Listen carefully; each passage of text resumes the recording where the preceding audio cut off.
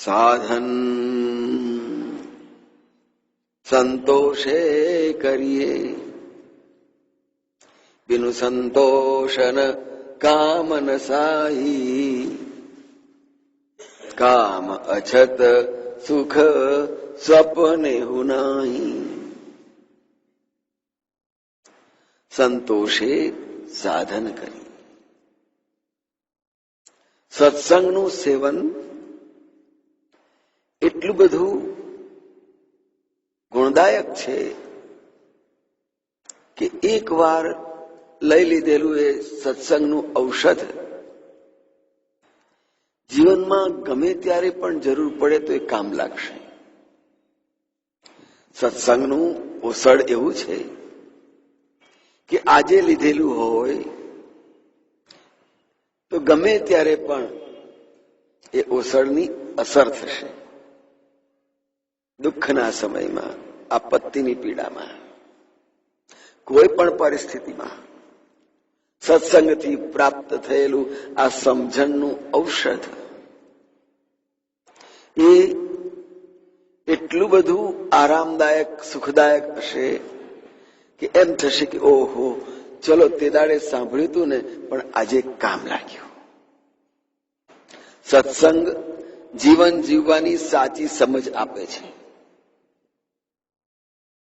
સત્સંગ આપણા જીવનમાં હશે તો જરૂર ક્યારેક ને ક્યારેક એ આપણા જીવનમાં એટલો બધો સાથ આપશે, એટલો બધો સાથ આપશે કે આપણા સગા સંબંધીઓ કરતા પણ વિશેષ એના પ્રત્યે સદભાવ જાગશે. ઓહો, તે દાડે આ સત્સંગ સાંભળ્યો તો બાપજી પાસેથી, પણ આજે કેટલું બધું કામ લાગે છે. જેમ ખૂબ ભૂખ લાગી હોય ને, ક્યાંય કશું ન મળ્યું હોય ને, ક્યાંક એક જગ્યાએથી મળી જાય, યાશ. બહુ તરસ લાગી હોય ને, તાપ ખૂબ હોય ને, અને કોઈક ઓચિંતો પાણીનો સરસ મજાનો ઠંડો લોટો પાણી આપી દે, હાશ.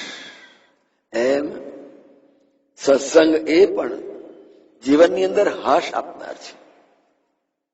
જ્યારે જ્યારે આવશ્યકતા પડે ત્યારે એ સત્સંગ સામો આવીને ઉભો રહેશે, તમને એટલો જ આનંદ આપશે, એટલું જ સુખ આપશે, એટલી જ પીડા ટાળશે.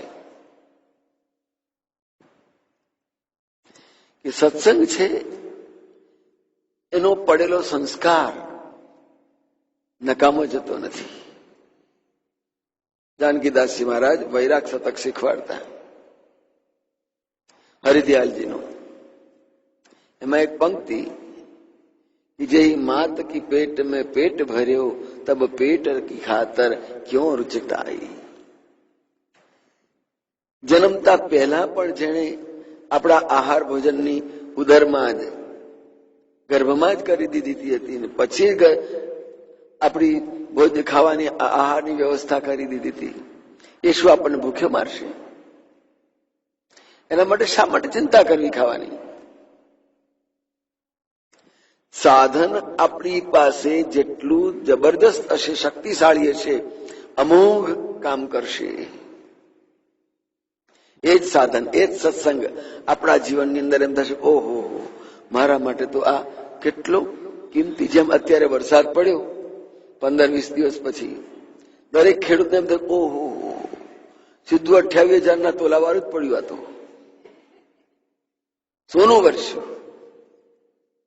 જેમ ખેડૂતને આવો વરસાદ મળે એને એમ લાગે મારે ત્યાં તો સોનું વર્ષ્યું, એમ આ સત્સંગ પણ એ સોનાનો વરસાદ વરસાવે છે. જયારે ચારે બાજુથી કશો આરો ના દેખાય, કોઈ ઉદ્ધાર ના હોય, કોઈ સાંભળનાર કે છેડો ઝાલનાર ના હોય, ત્યારે સત્સંગ યાદ આવે ને, હા, એટલો આનંદ થાય, એટલી શાંતિ સંતોષ થાય કે હાશ, જીવનનું ભાથું સત્સંગનું કામ લાગ્યું. એક વખત સમય હતો આપણે, અને નારાયણદાસજી મહારાજ પણ તે વખતે નોકરી કરતા હતા. આપણે પરીક્ષાઓ પૂરી થઈ ગયેલી, તેથી કોયલી ગયેલા. અહીંથી બધા જતા હતા, ખાલી હાથે એમની ગાડીમાં બેસી ગયેલા. હાથમાં એક પુસ્તક વાંચવાની ટેવ હતી અને એક સાફી, બાકી પહેરેલું એક જોડી કપડા. એ દાડે સફેદ કપડા હતા, એ વાત કરીએ ત્યારે ધોતી ને અલ્ફી. અઠવાડિયું 6 દિવસ ત્યાં રહ્યા. પછી મહારાષ્ટ્રનું પોસ્ટકાર્ડ આવ્યું કે ભાઈ તું જલ્દી પાછો આવે, મારે મોડરેટર તરીકે જવાનું છે અને ડિસ્પેચની મારે આખા સેન્ટરનું મારે સંભાળ પરીક્ષા છે, એસએસસી બોર્ડની નડિયાદ સેન્ટરની.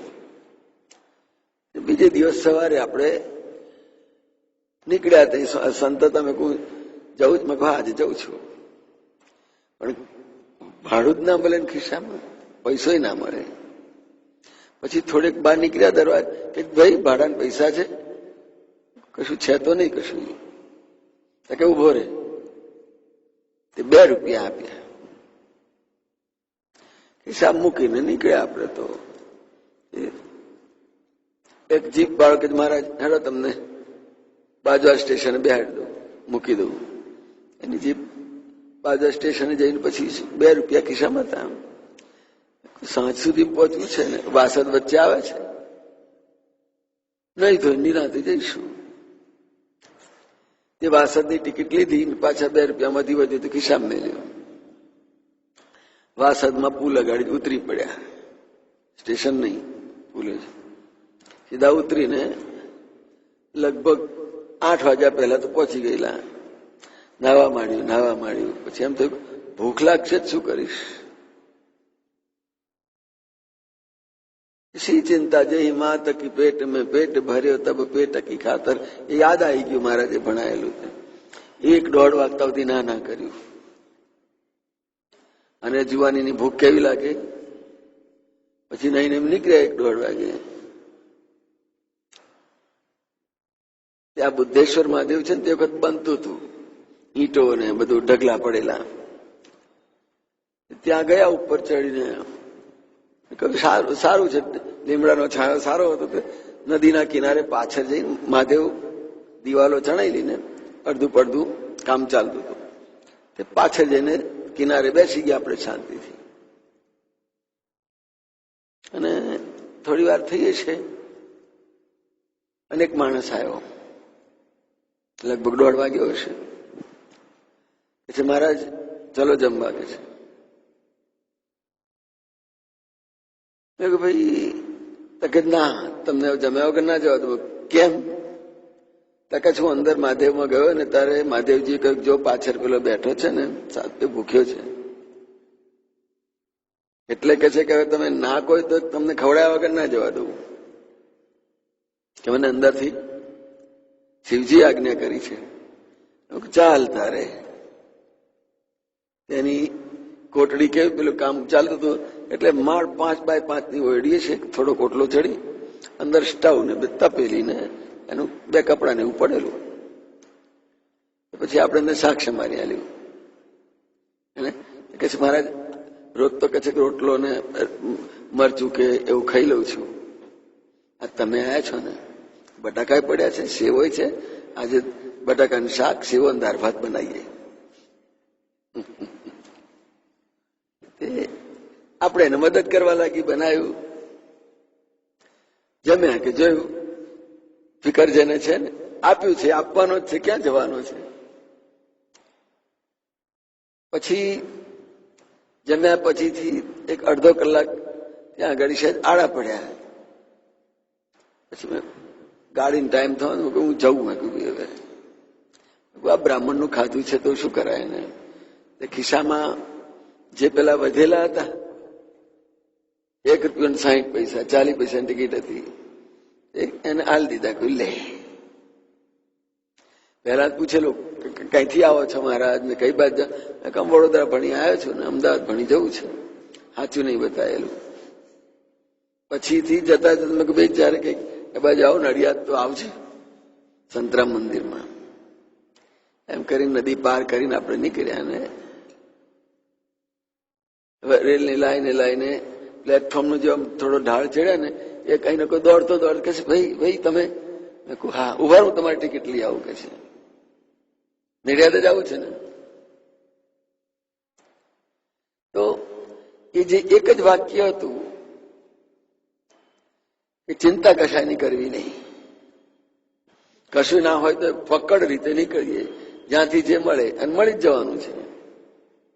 તો એ જે વાક્ય જે માત કી પેટ મેં પેટ ભર્યો, સાધન સતગુરુનું સાચું.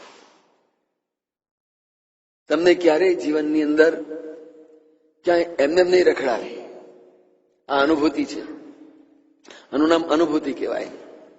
એક વાક્ય મળ્યું હોય આવું સરસ, અને એનો જયારે જીવનની અંદર વાસ્તવિક અનુભવ થાય ત્યારે એમ થાય કે આ ઉપદેશ, આ સાધન કેટલું કિંમતી છે. નાની ઉંમર, જુવાની, 5-6 કલાક નાયા અને પછી લાગેલી ભૂખ કેવી હોય, અને કે ભગવાન એની ફિકર રાખે કે જા પેલા પાછળ એને જમાડ. કોઈ દિવસ ચિંતા કરવી નહીં, કશાય નહીં. એની મેં સમયસર થઈ જ જતું હોય છે. પણ એની પાછળનું આપણી શ્રદ્ધા, આપણો વિશ્વાસ એ દૃઢ હોવો જોઈએ. તો એ છે સાધન સતગુરુનું સાચું. એને કહ્યું કે સંતોષે સાધન. ક્યારેય પણ જીવનમાં કોઈ પણ પરિસ્થિતિ આવે, અસંતોષની લાગણી ઉભી થવા દેવી નહીં. થશે, સારું થશે. રંતીદેવ 16 દિવસના ઉપવાસ, અભ્યાગત આવ્યો એને આપી દીધું. નારાયણે કર્યું એની સાથે. સંતોષે સાધન કરીએ. સંતોષ હતો 16 દિવસના ભૂખ્યા છતાંય. આપણે તો આપણા અડધા દાડાની જ વાત કરીએ છીએ, પણ એ સંતોષ કેવો કે પ્રભુ અભ્યાગત બનીને આવે અને રંતીદેવ જેવાને આખું એનું રાજ્ય પાછું અપાવે. સંતોષે, સંતોષ જીવનની અંદર ઘણું કામ કરશે. એટલે આળસની, હા, સંતોષના ના બાને આળસની અંદર નહીં સરકી જવાનું. જે કંઈ કરતા આવીએ, જે કોઈ આપણો વ્યવહાર હોય એ ચાલુ રહે, પણ એમાં આપણી પોતાની નિષ્ઠા અને શ્રદ્ધા જે કામ કરશે ને એમાં આપણને પોતાને અનુભૂતિ થશે કે હું આ શું અનુભવ કરી રહ્યો છું. તો જે મળેલા સાધનની, સત્સંગની માંથી જે સમજ મળી અને એને જે આપણે અનુભવાય, એનો ઉપયોગ થાય, પછી એમ થાય કે આ અનુભૂતિ મારા જીવનની. સાધન, ભજન, ઉપાસના દરેકમાં જે કરો શાંતિથી કરજો, ઉતાવળ નહીં. સંતોષથી કરજો, સહેજ પણ અસંતોષ નહીં થવો જોઈએ. અસંતોષ એટલે શું? એ આપણા મનની, આપણા જીવનની મોટામાં મોટી કમી. આપણા જીવનની મોટામાં મોટી જેને કહેવાય કે સ્થિતિ કે અસંતોષની. અને જીવનની અંદર અસંતોષ કાયમ જીવતો જ રહેવાનો છે, ક્યારે સંતોષ નહીં થવાનો. કોઈને કોઈ બાબતનો અસંતોષ મનમાં ડંખ્યા જ કરે. કારણ મનનો સ્વભાવ છે. કોઈ પણ ચીજ, કોઈ પણ વસ્તુ મળે ખરી, આનંદ થાય, પણ પછી પાછો એમાં અસંતોષ સામો આવીને ઉભો જ રહે પાછો. એટલે જય મહારાજે આપણને કેટલી સરસ આજ્ઞા કરી. બધા સંતોની વચ્ચે સેવકો, ભક્તો પણ બેઠા હશે, બધાની વચ્ચે જય મહારાજે આજ્ઞા કરી છે કે શું? સંતોષે સાધન કરીએ. જે કરીએ આપણા પ્રારબ્ધનું છે, ક્યાંય જવાનું નથી. આપણને મળ્યા વગર મળવાનું જ છે. આપણે પોતે બેઠા છીએ. આપણા પ્રારબ્ધનું છે એ ક્યાંય જતું રહેવાનું નથી. ગયા આવીશું તોય પાછા આવીને મળવાનું છે. સંતોષે સાધન કરીએ. જાનકીદાસ મહારાજે કહ્યું ને આનંદદાસજી મહારાજને, એને વેરાહાર દીક્ષા આપી દેજો, છટકી ના જાય, તમને જ કામ લાગશે.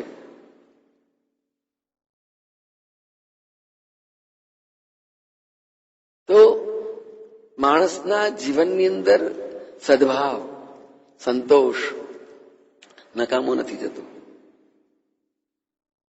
નારાયણદાસજી મહારાજ અમે એક જ હતા, કોઈ જુદા હતા જ નહીં ક્યારેય, વિચારોથી નહીં, કોઈ પણ બાબતથી નહીં. અને એનું પરિણામ મહારાજે એટલી 32-37 વર્ષ સેવા કરી, પાછી હતી આપણને ફરી પાછી મળી. સંતોષે સાધન કરીએ. આપણા પોતાનામાં સંતોષ તો ક્યાંય જવાનું નથી. જે આપણા પ્રારબ્ધનું છે તે આપણને છોડીને ક્યાંય જવાનું નથી. પાછું ને પાછું તમારી સામે જ આવીને ઉભું રહેશે. અને એટલા માટે ક્યારે અજંપો નહીં, અસંતોષ નહીં. અને અસંતોષ હશે તો ક્લેશ, દુઃખ, અશાંતિ થશે. અને જે કંઈ મળ્યું આપણા પુરુષાર્થનું, આપણી મહેનતનું મળે એમાં હાશ, મને આટલું તો મળ્યું ને, એનો સંતોષ. સંતોષ એ સાધન કરીએ. એક વાર બે તપસ્વીઓ એક સમડાના ઝાડ નીચે તપસ્યા કરતા હતા. વર્ષો સુધી તપસ્યા કરતા હતા. તો નારદજીએ ભગવાનને કહ્યું, ભગવાન આ બે જણા આટલું બધું તપ કરે છે અને કંઈક જઈને આપો તો ખરા. કે એમને શું આપવું છે, એમને કશું નથી જોઈતું કે છે. તોય પણ ના કેમ આપવું કે છે તમે? કે તું જા પૂછી આવી એ તમારે શું જોઈએ છે, પણ એક સંદેશો જોડે લેતો જા કે ભગવાને તમને આટલો સંદેશો મોકલ્યો છે. આ વૃક્ષની ઉપર જેટલા પાંદડા છે ને, એટલા વર્ષો સુધી તપ કર્યા પછી તમને ભગવાનના દર્શન થશે. હવે સમડાનું ઝાડ, સમડા ઝાડના પાન કેવડા હોય, કેટલા નાના હોય. એટલા વર્ષો તમે તપ કરશો ત્યાર પછી ભગવાન મળશે તમને. નારદજીએ વાત કરીને પૂછ્યું જઈને કે ભાઈ એ બે જણા તો નાચવા કૂદવા માંડ્યા. ઓહો, અમને મળશે જ ને. ભગવાન પ્રસન્ન થયા. સંતોષે સાધન કરીએ. આપણા પોતામાં આપણો સંતોષ હોવો જોઈએ. અને અસંતોષથી તમે મેળવશો શું? ક્લેશ, અશાંતિ. પણ જે કંઈ મળ્યું, જેટલું મળ્યું એમાં એકવાર સંતોષથી આપણે કામ લઈશું તો આગળ વધાશે. એ જ સંતોષ આપણને પ્રગતિકારક બનશે. પણ જો જે કંઈ થોડું મળ્યું એની અંદર અસંતોષ ઉભો થઈ ગયો તો તમે આગળ નહીં વધી શકો. ક્લેશ થશે કે મને નથી કરવું, છોડી દો આને. આ સાધનથી મને આટલું તો મળ્યું ને, ચાલ ને હવે આગળ વધીએ. પણ અસંતોષ થશે, છોડી દો, હવે નથી સત્સંગમાં જવું, શું જઈને કરવાનું છે, કઈ મળતું તો છે નહીં, કશું દેખાતું જ છે ને, એમ કે પણ ચાલો જઈએ છીએ એટલો સમય તો આપણને શાંતિનો મળે છે. બે શબ્દો સારા સાંભળવા મળે, પછી ભલે ઉઠીને ગમે તેવું થાય મનનું કે વ્યવહારનું, પણ બેસીએ છીએ અડધો કલાક, ત્યાં સુધી તો મન શાંત રહે છે, કંઈક જાણવાનું મળે છે. બસ સંતોષે, જો આ સંતોષમાં સુખ મેળવી લીધું તો પછી ગમે ત્યારે એ જ સત્સંગ એવો સામું આવીને ઉભો રહેશે કે ઘણું મોટું વિશાળ કામ કરી નાખશે. ઘણી તમારી ખોટ પૂરી દેશે કે હાશ બહુ સારું થયું, આ તો જય મહારાજે કહેલું હતું કેવું કામ લાગ્યું. બસ અત્યારે જે માણસની મોટી ઉણપ શું છે કે એની દ્રષ્ટિ બહુ ટૂંકી હોય છે. નજીકનું તાત્કાલિકનું જ એને ગમતું હોય છે ને આજ કેમ ના મળ્યું.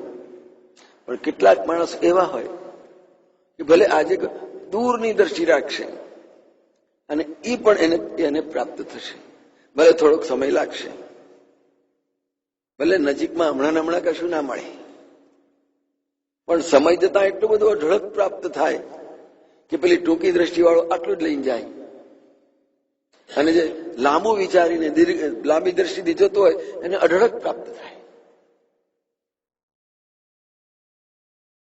મુઠ્ઠી દાણા આલ્યા હોય, ચાય ખાય બાજરીના, ત્યાંનાથી શું ચલો પેટ આપણી ભૂખ ભાગી જશે.